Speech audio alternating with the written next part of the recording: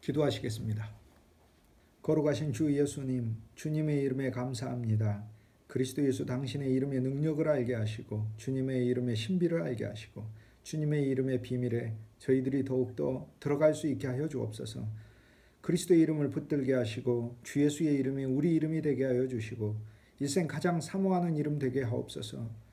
주 예수님, 당신의 이름을 더 달콤히 부를 수 있게 하여 주시고 주 예수의 이름 안으로 우리들이 하나님에 의해서 더욱더 신비하게 우리들의 모든 존재가 포함될 수 있게 하여 주옵소서. 주 예수님, 당신의 이름은 우리의 영이 부르게 하시고 우리의 마음도 주 예수의 이름을 좋아하게 하시고 우리의 육신이 주 예수의 이름으로 모든 일을 수행할 수 있게 하여 주옵소서. 말에나 일에나 주 예수의 이름으로 하게 하시고 주 예수의 이름에서 나오는 기쁨과 평강과 능력과 승리가 우리들의 모든 행사에 적용되고 나타낼 수 있게 하여 주옵소서. 주 예수님, 당신의 이름을 사모하나이다. 이 이름을 우리의 호흡처럼 부르게 하여 주시고 주 예수의 이름이 매일매일 우리들의 입술에서 열매로서 나타나고 드러날 수 있게 하시고 공급되고 전달되는 귀한 복음의 주제가 되게 하여 주옵소서. 주 예수 당신의 이름 안에 우리를 모아주셔서 감사합니다. 일생 동안 이 이름을 위하여 힘쓰고 애쓰는 자들 되게 하여 주시고 이 이름으로 아름다운 승리의 사역을 수행하는 우리 모두 되게 하옵소서. 주 예수 그리스도 놀라우신 이름, 영원히 사모할 이름, 이 이름 받들어 간절히 감사하고 기도합니다. 아멘. 누가복음 23장입니다. 이제 23장은 그리스도 예수께서 본격적으로 십자가의 길을 걸어가시고 십자가를 지시고 십자가에 못 박히시고 십자가에서 내려주시고 장사 지내지시고 그리고 가장 23장의 마지막 아름다운 기절, 이날은 안식일이었더라. 그리스도의 죽음 안에서 우주적 안식일을 오늘 우리들에게 선물하시는 장입니다. 지난 시간에 주 예수 그리스도의 7 재판에 대해서 저와 여러분이 보았죠.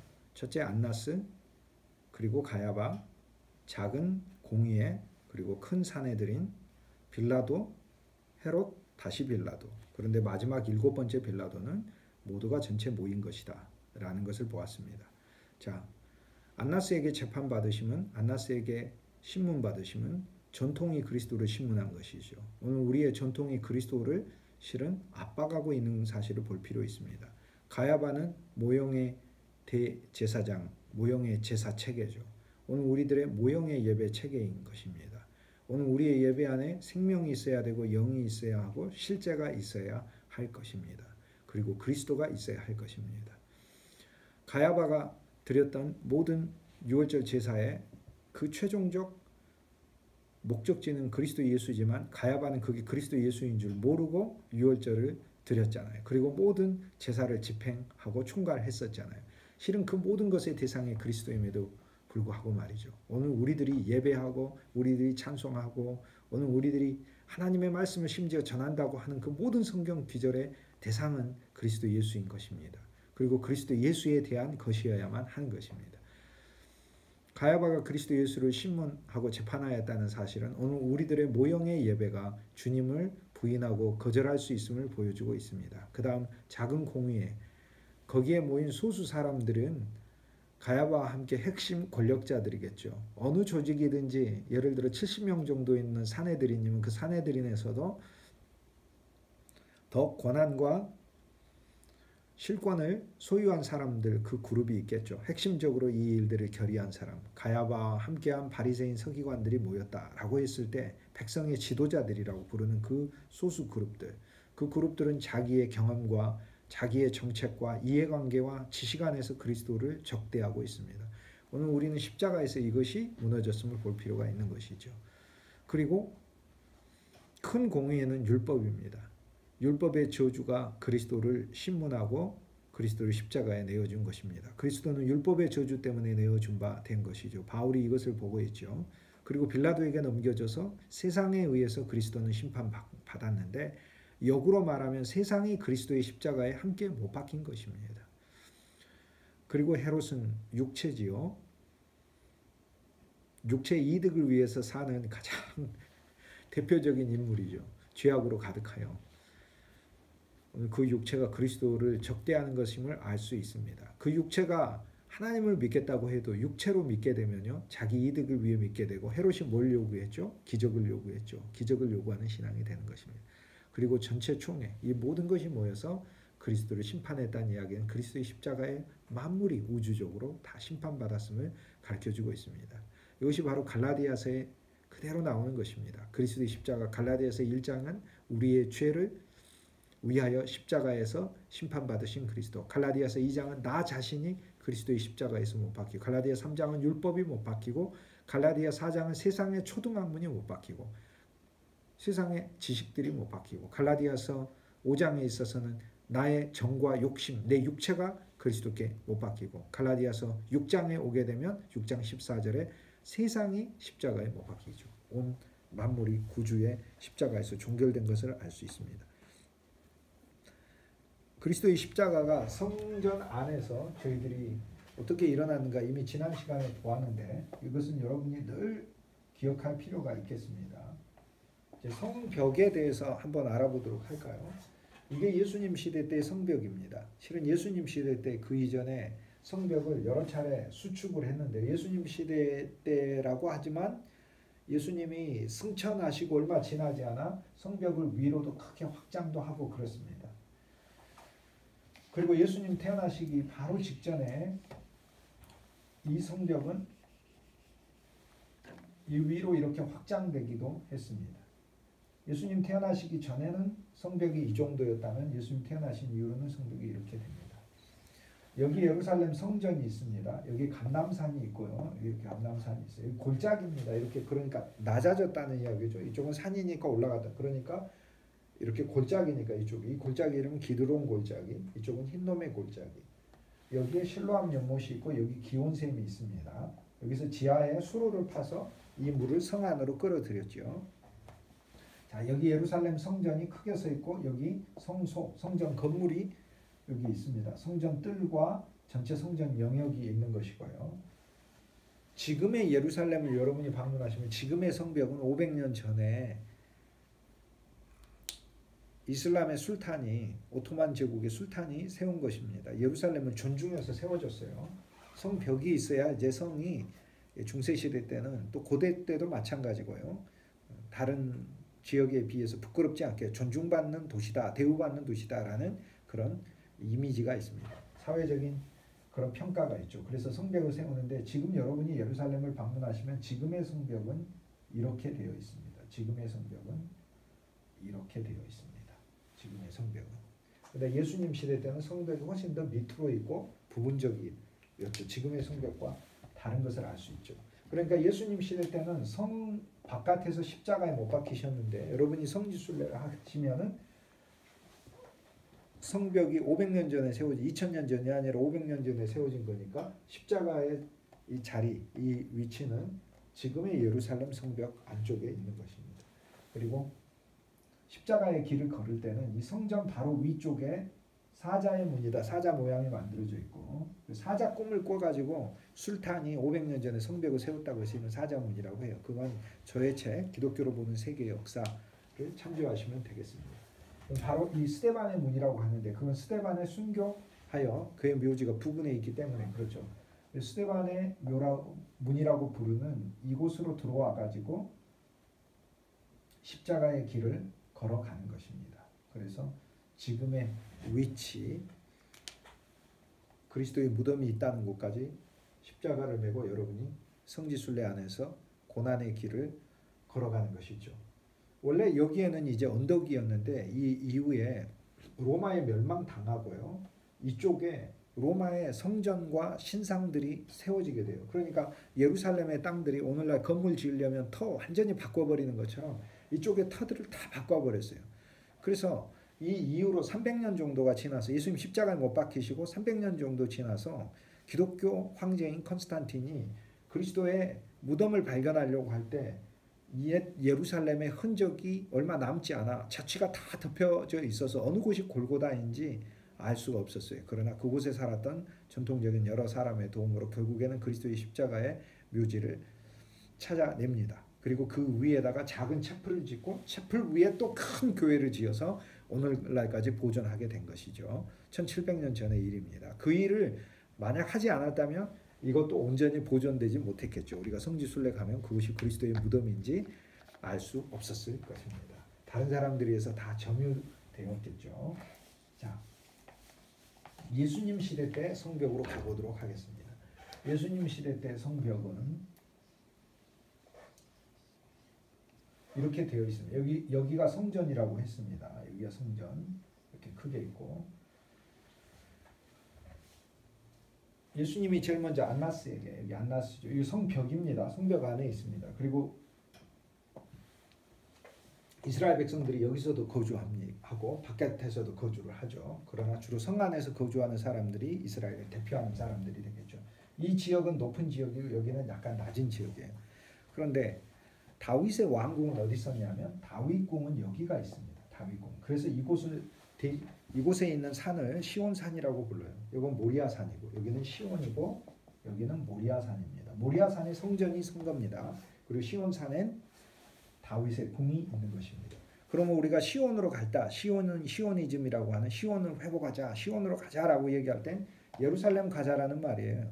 그런데 그 뜻은 다윗이 옛날에 예루살렘을 세웠으니까 우리가 다윗의 왕국을 회복하자라는 의미죠. 그러면 영적으로는 우리가 시온이 섰다, 시온산으로 가자, 시편에 시온산으로 가는 이 찬송들은 우리에게 무엇을 이야기? 여호와께서 시온을 회복하실 때 우리가 꿈꾸는 것 같아도 우리 시온을 회복한다는 건 뭐예요?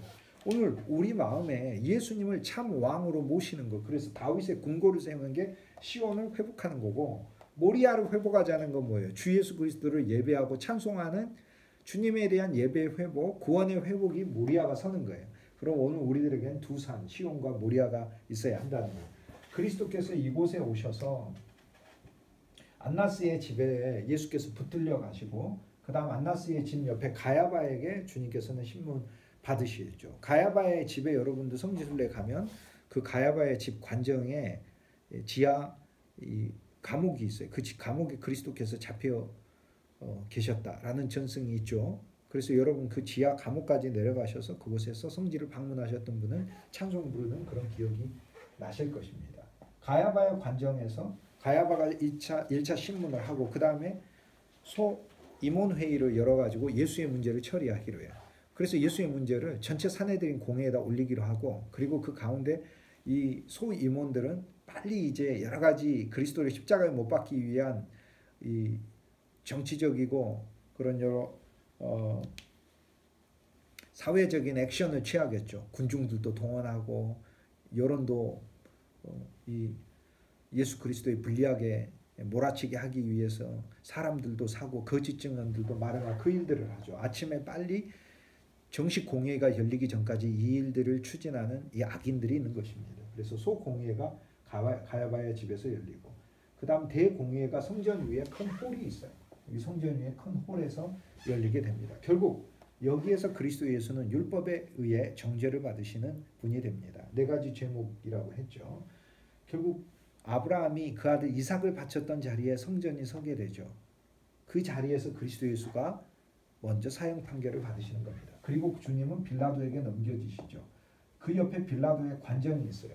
빌라도의 관정에 대해서는 역사적으로는 이곳이 관정이거나 아니면 이곳이 관정이거나 라고 하는 그러한 견해가 있습니다. 그러나 빌라도의 관정은 전통적으로는 예루살렘 성전 위에 요세푸스가 2000년 전에 쓴 그 기록에 근거하고 있는데, 이 프레토리움 로마 총독의 관정은 북쪽에서 예루살렘 성전을 내려다보고 있었다라고 하는 그 진술에 근거해서 이쪽을 전통적으로 관정으로 보고 있습니다. 안토니아 요새라고 부릅니다. 이 이름은 안토니아 요새. 마크 안토니라고 하는 로마의 장군을 헤롯이 그를 기념하여 여기에 바로 이 로마의 군 요새를 세운 것이죠. 그런데 거기에 총독이 와서 쉬고 휴양도 보내고 정사와 업무도 충분히 진행할 수 있도록 그렇게 만들었죠. 저때까지 만든 겁니다. 그래서 총독 관정 브라이도리온이라고 요한복음엔 이야기하고 프레토리움이라는 단어예요. 이게 프라토르라는 단어는 지도자라는 말이에요. 그래서 라틴어로 프라이토리움이라는 말은 헬라어로도 그대로 라틴어식 표기를 썼어요. 브라이도리온, 프레토리움이라는 말은 총독 관저다. 황궁 궁궐이다라는 말이에요. 그래서 그리스도가 빌라도에게 끌려가는데 빌라도가 예수가 갈릴리 사람이니까 헤롯에게 다시 보내서 헤롯의 궁궐은 여기가 있거든요. 헤롯궁이 예루살렘 안에도 있어요. 그런데 헤롯은 예수를 시험하다가 다시 빌라도에게 보내는데 이 빌라도의 관정에선 드디어 박석이라고 부르는 거기에 대리석으로 큰 그 멋있는 홀을 만들었죠. 거기에 그리스도가 서시는 거예요. 그래서 주님은 여기에 사내들인 공회에도 다듬은 돌로 된 회의장이다라는 말이에요. 그 회의장 이름이 그래요. 뭐 옛날 영화에 유명한 늑대와 함께 춤을 해서 늑대와 함께 춤을이 사람 이름이잖아요. 유명한 영화 배우가 인디안식 이름이잖아요. 그 다음에 또 한 사람 이름은 뭐 주먹 쥐고 이로서 이런 식의 이름이든 여기 홀 이름은 깎은 돌의 회의당이란 뜻이에요. 깎은 돌, hewn stone, 깎은 돌. 왜냐하면 하나님의 제단은 깎지 않은 돌로 세워야 되는데 깎은 돌로 했다는 건 인간적인 사물을 하는 곳이다라는 거예요. 하나님의 제단은 왜 깎지 않은 돌로 세우라고 했죠? 하나님이 깎으실 거니까 그런 거죠. 그리고 여기에는 이제 박석, 대리석으로 큰 홀을 깔아놨죠. 세상의 영광과 화려함을 상징해요. 근데 그 위에 예수님을 세우는 거예요. 그리고 이곳에서 예수님은 사형 판결을 받으시고 그리고 십자가를 지시고 이렇게 걸어오시는 거예요. 걸어오시다가 구레네 시몬을 만나가지고 구레네 시몬에게 십자가를 로마 군병들이 지게 하죠. 그래서 구레네 시몬이 십자가를 얼마 동안 집니다. 그리고 그곳에서 예수님은 베로니카, 전승에 보면 베로니카라는 그 여인이 예수님의 십자가를 지는 모습을 보고 너무 고통스러워하는 예수님에게 피를 닦아드리기 위해 손수건을 건네죠. 그때 예수님이 베로니카라는 여인으로부터 손수건을 받아서 얼굴을 찍었더니 거기 예수님의 얼굴이 그려졌다. 이것을 베로니카의 손수건이라고 부르죠. 오늘 우리들은 사실상 이제 그 미신적으로 베로니카의 손수건이 어딨냐라고 쫓아다니는 사람이 돼서는 안 되고 오늘 우리들의 손수건이라는 건 성경에서 우리들의 선한 행위를 가리키거든요. 왜냐하면 수건으로 무엇을 닦고 수건으로 우리가 일하는 자세를 말하기 때문에 성경에서 수건이라고 부를 때는 그것은 오늘 우리들의 어떤 외적인 행위들을 가리켜요. 바울의 앞치마만 가져다 두어도 병이 나았다라는 그 사도행전의 말씀은 바울의 앞치마라는 유물을 찾으라는 뜻이 아니라 바울의 앞치마는 바울의 섬김이에요. 섬김만으로도 사람들의 마음이 치료되었다라는 거예요. 꼭 바울이 막 사람들한테 안수해가지고 막 어마어마한 하늘의 능력을 보여줘야만 사람이 치료되었다라는 뜻이 아니에요. 오늘 저와 여러분이 주님의 이름 안에서 작은 위로 하나로도 사람들을 견인해내고 하나님 앞에 새롭게 힘을 가질 수 있도록 세울 수 있습니다. 우리들은 그런 존재죠. 그래서 십자가의 길을 이렇게 걸으시는 거죠. 이렇게 걸으셔서 오시다가 예수님이 바깥에 나가서 여기 십자가에 못 박히시게 되고 무덤은 바로 그 옆에 있는 것입니다. 23장 말씀에서 저희들이 보아야 돼 그리스도 예수의 십자가에 너무나 놀라운 여러 가지 이 항목들이 있어요. 그 영적인 의미들이 있어요. 이것이 전체가 다 저와 여러분이 누려져야 될 것입니다. 이들이 그리스도 예수를 고발하죠. 주님을 고발하는데 이것이 총 4가지인데요. 자기들에게 있어서 사내들인에서는 신성모독이에요. 참남하다. 하나님을 모독하였도다. 우리가 어떤 게 더 필요한 자기가 그리스도고 하나님의 아들이고 하나님이라고 해버렸으니까. 근데 맞잖아요. 그런데 맞는 걸 못 받아들이는 게 우리 죄예요. 그런데 역으로 우리가 그리스도가 그런 말을 했다고 그리스도를 심판하는 건 역으로 우리가 심판받은 거라니까. 우리의 어떤 죄가 심판받은 거예요? 우리가 하나님을 모독한 죄가 심판받은 거예요. 에덴 동산에서 뭐 했어요? 계명을 어겼다는 계명을 어긴 것만이 문제가 아니에요. 하나님을 모독한 거예요. 여러분, 여러분의 자녀가 여러분이 어떤 요구를 여러분이 시켰을 때 그 말을 안 들었다고 해보세요. 그걸 안 해서 화가 나나요? 무시하면 더 화가 나네. 내가 말을 했는데 부모 말을 무시했을 때 그땐 부모가 더 화가 나는 거죠. 마찬가지 우리가 계명을 어겼다는 것만이 문제가 아니에요. 계명을 어긴 건 하나님을 무시한 거예요. 그게 인간이 교만한 거예요. 그래서 실은 신성모독죄가 가장 첫 번째 죄지만 신성모독은 우리 인간의 죄다. 우리가 그리스도를 향하여 그분을 모독한 죄다. 주님은 이 죄를 지었어요. 그런데 이 구주를 빌라도에게 끌고 왔을 때는 이제 빌라도에게 3가지 죄목을 이야기를 해요. 신성모독이라고 해봐야 빌라도가 그거 가지고는 뭐 크게 주목을 안 할 것 같으니까. 그래서 즉 세상으로 대표되는 인물이 빌라도잖아요. 우리가 사도신경에 빌라도가 예수님 십자가에 못 박았다고 하는데 2000년 동안 빌라도 욕하기 위해서 그런 게 아니라 내가 빌라도임을 아는 거예요.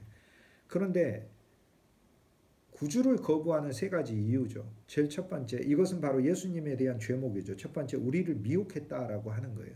많은 사람들이 구주를 안 믿고 거절하는 이유가 자기가 미혹될까 봐 안 믿어요. 예수 그렇게 믿으면 안 돼. 광신적으로 믿지 마라 이런데 자기가 미혹된다고 생각해. 맞아요. 그런데 그것 자체가 죄예요. 실은 사람들이 오히려 미혹당해 있어요. 예수님께 끌리지 않은 건 다 미혹된 거예요. 돈에 미혹되는, 명예에 미혹돼, 재물에 미혹돼, 세상 쾌락에 미혹돼, 율법에 미혹된 것도 잘못된 거예요. 종교에 미혹돼 있잖아요. 대제사장과 백성들이 자기들이 오히려 백성들을 그리스도께 안 데려가니까 백성들을 잘못된 게 미혹은 잘못 이끌고 있다는 거예요. 예수님은 왜 잘못 이끕니까? 예수님 절대 잘못 이끌지 않습니다. 우리가 잘못 이끌려 가는 것이 우리 죄다. 그러니까 예수님을 고발한 이 세 가지 죄는 역으로 우리가 주님께 지은 죄다라는 것을 우리가 볼 수가 있어요. 자, 신성모독, 사내들인의 선, 이것이 죄죠. 이것이 죄다. 그런데 빌라도에게 끌고 왔을 때, 이 빌라도는 세상의 대표 아니에요. 빌라도에게 끌고 왔을 때 예수님의 죄목은 세 개가 된다니까요. 제일 첫 번째가 뭐예요? 백성을 미혹하게 했다.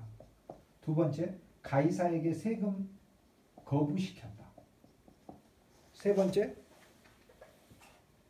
자기를 왕이라고 했다. 이게 죄라는 거예요. 그런데 역으로 이 세 가지는 우리의 죄예요. 그러니까 예수님이 이런 죄를 저질렀다고 하는 건 다 우리 죄입니다. 우리가 잘못 이끌려졌어요. 구주 예수가 아닌 건 우린 다 잘못 살고 있는 거예요.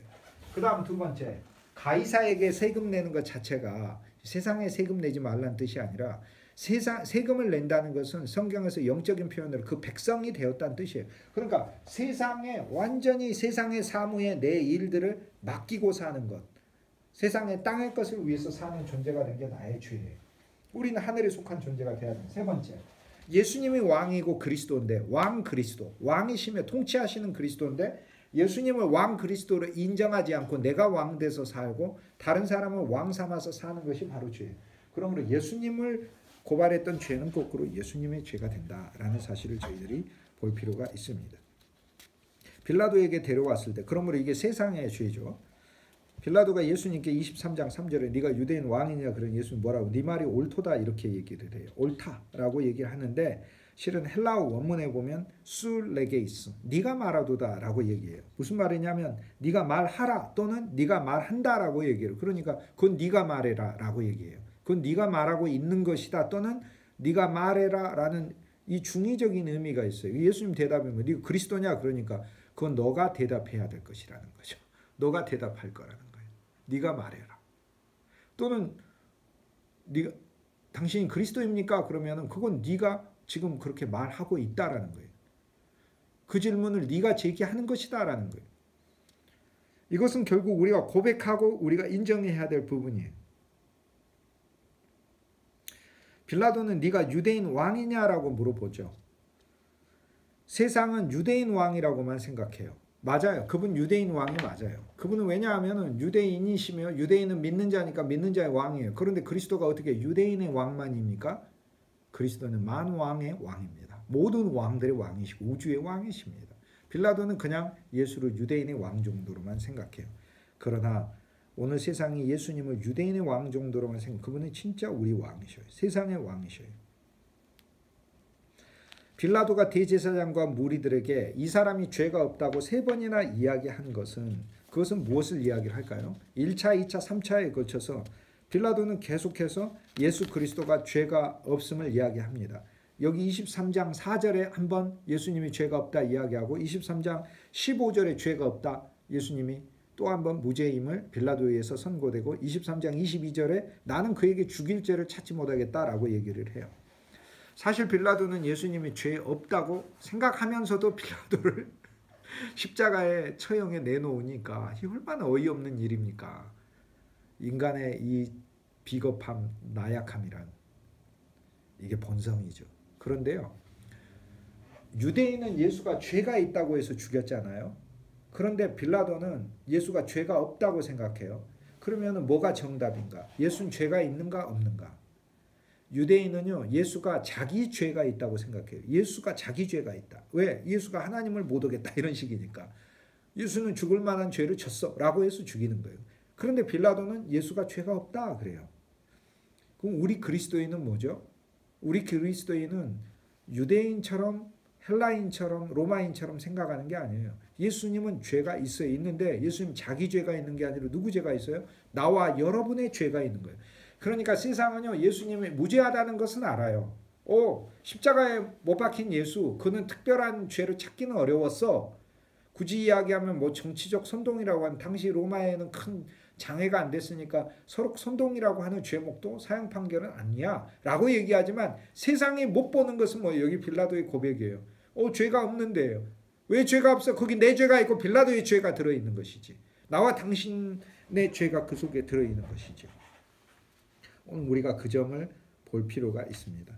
헤롯에게 그리스도 예수가 보내집니다. 헤롯은 당시에 디베랴에도 궁궐이 있고, 예수님의 그 갈릴리 호수 북쪽에 디베랴라는 곳에도 자기 궁궐이 있고, 그리고 예루살렘에도 자기 궁궐이 있어요. 예루살렘에 자주 옵니다. 자기 아버지 헤롯이 그곳에서 있었기 때문에 그곳에도 자주 오고요. 그 다음 마케루스에도 궁궐이 있어요. 그런데 헤롯이 그리스도를 보고 하나 볼 수 없어요. 세례 요한을 죽였는데 어찌 그리스도를 얻을 수 있어요? 얻을 수 없죠. 그리스도를 못 보는 또 하나의 이유는, 교만해서 그는 자기 궁에서 나오지 않고 예수님을 찾기 위해서는 광야로 가야 돼요. 그리고 그리스도를 진심으로 알기 위해서는 침례 받아야 돼요. 세례 받아야 돼요. 죄인임을 인식하고 죄인으로 만나야 해요. 헤롯은 예수의 이적을 보고 싶지만, 문둥병을 고치는 이적을 보고 싶지만 자기가 문둥병자가 아니라고 생각하니까 못 보는 거예요.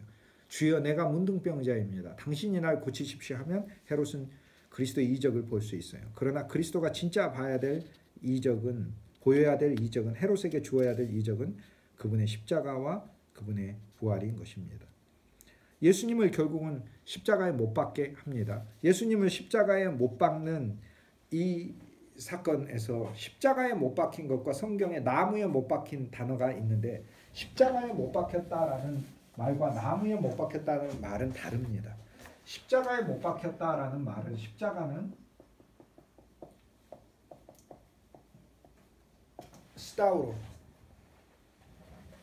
스타우로는 십자가에 못 박힌 거, 나무로 된 십자가에 못 박힌 거고, 나무에 못 박혔다는 것은 십자가이고, 이 십자가의 본질이나 철로도 십자가를 세울 수 있죠. 근데 철이 아니라 나무에 못 박혔다는 것은, 이것은 크슬론이라는 말이에요. 크슬론이라고 불러요. 크슬론 또는 이건 스타우로. 십자가에 못 박혀, 로마의 사형법이잖아. 이건 무엇을 뜻해요? 세상에 의해서 없애진 것, 쉽게 얘기해서 세상에 의해서 종결된 것을 말해요. 그게 십자가예요. 그래서 그리스도가 십자가에 못 박혔다는 종결된 것. 그런데 나무에 못 박혔다는 건 저주받았다는 것을 뜻해요. 종결이 아니라 저주를 받았다고요. 그러니까 주님은요, 나무 십자가에 못 박혔어요. 그러니까 주님은 나무에 못 박힘으로 그리스도가 저주를 받은 건데, 이 저주를 받은 건 우리의 저주를 담아서 저주를 받은 것이니까, 또 우리 대신 저주를 받은 것이기 때문에 우리에겐 저주가 없어져. 시소처럼 그가 저주받으면 우리에겐 저주가 없어진 거예요. 왜냐하면 우리의 저주를 그분이 받아, 그분이 나무에서 못 박히셨기 때문에 그분 안에 담긴 저주가 저주받은 거죠. 그래서 그리스도 안에서 우리의 모든 저주는 끝난 거예요. 그 다음 십자가는 종결된 거예요. 세상도 율법도 모든 것이 거절당하고 종결된 거예요. 십자가에 못 박힌 것과 나무에 못 박힌 것은 영적으로 차이가 있습니다. 그분은 나무에 못 박히시고 십자가에 못 박히셨어요. 구레네 사람 시몬이 그리스도의 십자가를 지게 됩니다. 마가복음 15장에도 그리스도 예수의 십자가를 구레네 사람 시몬이 졌다고 하는 이야기가 나요. 그런데 알렉산더 루포의 아버지다라고 얘기를 합니다. 오늘 누가복음 23장 26절 중반에 보면 구레네 사람 시몬이 십자가를 치는데, 오늘 이 사건에서 우리가 봐야 될 부분이 있어요. 누가복음 23장 그 십자가의 길에 중요한 사람들이 등장을 하는데, 첫째 구레네 사람 시몬이 등장해요. 십자가를 쳐요. 그런데 이 십자가를 치기 전에 그리스도의 모든 죄들이 그리스도에게 담기고 그리스도가 나무를 쳤죠. 나무를 치시니까 이 나무에 곧 그리스도가 죽을 것이거든요. 그러므로 그리스도의 십자가와 그리스도의 나무에는 우리 저주를 끝낸 것과 그리스도의 종결이라는 승리라는 놀라운 공로가 들어있어요. 그러므로 구레네 사람 시몬이 그리스도의 십자가를 진 것은 그리스도가 제물이시기 때문에 제물의 구약의 제사자가 안수하면서 자기가 연합되었듯이 오늘 구레네로 대표되는 우리 모두가 그리스도의 십자가의 공로에 연합되었음을, 주와 함께 십자가를 지게 되었음을 가르쳐주고 있습니다. 이제 제물이 있으면 제물에 연합되고 안수되는 것입니다. 이것이 놀라운 일이에요. 그리고 십자가를 주님과 함께 같이 지는 겁니다. 그리스도가 지고 갔다, 시몬이 진다라고 얘기하지만 시간에서는 시차지만 그러나 같이 지는 겁니다. 그리고 그리스도와 구레네 시몬이 한 십자가를 짐으로 위대한 교환이 일어나요. 구레네 시몬의 모든 죄가 그리스도께 다 가고 그리스도에게 있는 모든 십자가의 공로가 구레네 시몬에게 다 전달되는 것입니다. 이것은 얼마나 놀랍고 감사한 일인지 몰라요. 그리고 억지로 십자가를 졌다는 게 너무나 기쁜 거예요. 왜냐하면 억지로 십자가를 진 그 십자가에 승리가 들어있고 구레네 시몬은 나중에 그 아들 알렉산더와 루포 믿음의 가문까지 되고 그의 아내는 바울의 영적인 어머니까지 됐는데 하나님은 위대한 대제사장으로 사용하시려고 하는 놀라운 경륜에 그가 하나님의 강제적으로 선택을 받았다는 것이에요. 하나님이 강권적으로 우리 인생에 개입하신 게 얼마나 기쁘고 좋은 일인지 알 수가 없어요. 구레네 사람 시몬이 이 십자가를 짐으로 오늘날 우리는 그와 주 예수 그리스도와 그가 연합되었듯이 우리도 마찬가지로 연합되는 것입니다. 이건 얼마나 감사한 말씀인지 모르겠어요. 십자가의 공로를 우리들에게 다 주시기 때문에 그렇습니다. 그것이 오늘 우리들의 어깨에 짊어졌습니다. 오늘 주님은 십자가의 길을 걸어가시며 모든 죄를 안으시고 십자가에서 못 박히심으로 우리의 저주가 끝나게 되는 것이고 십자가라는 것은 나무에 못 박히심으로 저주가 끝나고 들려 올려짐으로 땅에 속하지 않게 되거든요.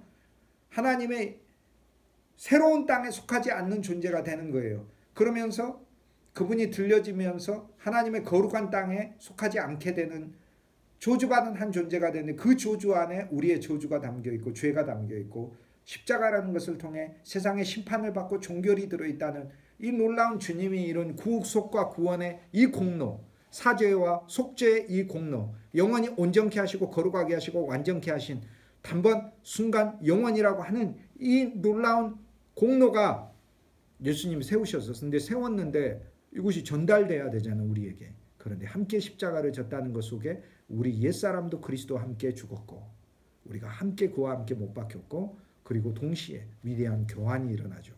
그리스도가 십자가를 통해서 이루실 모든 공로가 구레네 시몬이 그 십자가를 졌을 때 구레네 시몬에게 그대로 부어진다는 사실입니다. 이게 얼마나 감사한지 모르겠습니다. 23장 그리스도의 십자가의 길에서 주님이 겪으시는 이 모든 일들은 오늘 우리들에게 주시는 주님의 선물입니다. 두 번째 중요한 사람은 십자가 옆에 강도입니다. 그리고 바라바가 풀려나는 것입니다. 얼마나 놀라워요. 그리스도의 십자가에서 바라바는 풀려나고 십자가 옆에 강도는 구원받아요. 이건 무엇을 의미해요? 우리는 구레네 사람 시몬처럼 땅에서 오는 자이나 하늘의 놀라운 승리의 공로를 진 자가 되고 그리고 우리는 강도이나 우리는 밀란을 일으키고 사람을 괴롭혔던 강도이나 십자가 옆에 강도이나 그와 함께 낙원에 들어가는 존재이고 우리는 바라바와 같은 극악무도한 사람이나 그러나 우리는 그리스도의 죽음으로 대신 풀려나게 되잖아요. 6월절에는 유대인 명절에는 한 사람을 풀어주는 예가 있더라 라고 하는 그 예를 하나님이 신비롭게 오늘 우리 모두에게 적용하는 겁니다. 오늘 누가복음 23장에 등장한 모든 사람들이 부정적으로도 우리지만 믿음으로 그 앞에 섰을 때는 오늘 우리들이 그리스도의 공로를 받는 자들임을 알 수 있습니다. 우리는 그리스도를 불신할 때는 우리는 가엾하고 우리가 안나쓰고 우리가 빌라도지만 내 지식을 가져봐야 예수님을 십자가에 못 박는데 동원하는 사람이 되지만 거꾸로 우리가 믿음으로 누가복음 23장의 새 생명 안에서 이것을 보았을 때 오늘 우리들은 구레네요. 시몬이요. 구레네 사람 시몬이요. 오늘 우리들은 바라봐요. 오늘 우리들은 십자가 옆에 강도임을 알 수 있는 것이죠. 이것이 얼마나 감사하고 기쁜 일인지 모르겠습니다. 위대한 교환의 순간 구레네 시몬이 그 십자가를 진 것, 강제적으로 진 것. 저와 여러분의 인생에도 하나님이 강제적으로 그분의 은혜를 지워놓고 그분의 공로와 승리를 지어놨다는 사실은 너무 감사한 일이고, 강제적으로 주의 일을 맡겼다면 얼마나 귀하고 기쁜 일인지 모르겠습니다. 감사함으로 이 모든 일들을 기쁨으로 감당할 수 있었으면 좋겠습니다. 고맙습니다.